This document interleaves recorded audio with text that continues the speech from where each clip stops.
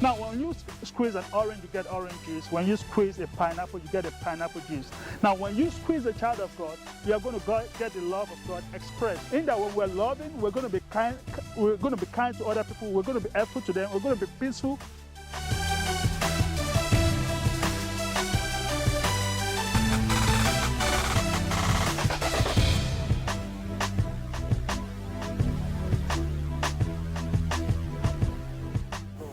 Hi everyone, my name is Umes Sop, an SP2 student. I'm using this opportunity to welcome you to today's episode of Search the Scripture. And we're going to be searching the scripture concerning brotherly love. Taken from the book of John chapter 13 verse 34 and 35. So a new commandment I give unto you, that ye love one another, as I have loved you, that also you love one another. By this shall all men know that you are my disciples, if you love one another. Now, love is a universal language. Love is a universal language, and we know that the name of God is love.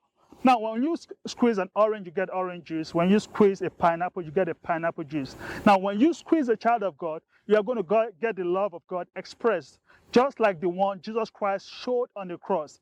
After all the beatings that we gave unto him, he still said unto the Father, Father, forgive them, for they don't know what they are doing. In the same vein, Jesus Christ, when he was going, he has given us a new commandment. And this new commandment is what I call the 11th commandment, that we love one another. Now, when we love one another, it says that all men will know that we are his disciples, and they'll be drawn closer to God. Now, according to great scholars, they've divided love into 4 different groups. Number 1, eros, the love that expressed between lovers, a sexual love or emotional love.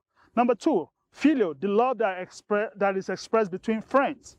Now, number 3 is storge, the love that is expressed between family members, between father and son, mother and daughter. And the last one is agape love. The agape love is the unconditional sacrificial love of God that he showed unto us on the cross. And he expects us as Christians to express this unto everybody around us, believers and unbelievers. Now we cannot show the love of God without having the Spirit of God. And that is why he encouraged us in the book of Galatians chapter 5 verse 22 and 23, that he said that the fruit of the Spirit is love. Every other attribute thereafter they're all embedded in love. In that when we're loving, we're going to be kind. We're going to be kind to other people. We're going to be helpful to them. We're going to be peaceful, and we're going to be self-control. We're going to be good generally. And by doing this, by being kind to other people, we're going to draw other people to Christ. And being kind to one another, we're going to be encouraging ourselves to grow in the love of God. Now, the number 2 point I would like to talk about is perfect love. Now, the book of John, 1 John chapter 4, verse 17 and 18, it says, fear has torment, but perfect love casts out fear. Now, look at it. Everybody on campus, everybody in the world, they all have one fear or the other.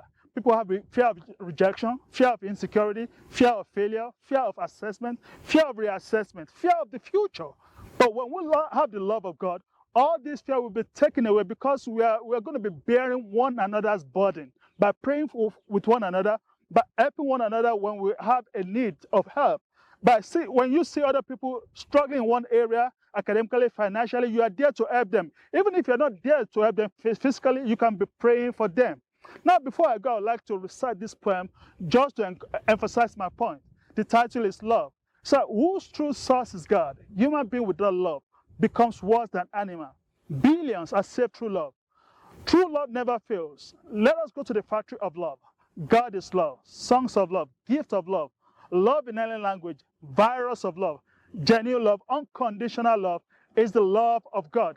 Now, with the love of God, I'm using this opportunity for you to go out there and encourage other people to come to our fellowship. Every reassessment week at 11 a.m., we come to the food science department, just to have fellowship together, to talk together, to reason together, and to pray for one another, to carry one another's burden. Please stay tuned for the next episode and bring somebody along with you. God bless you.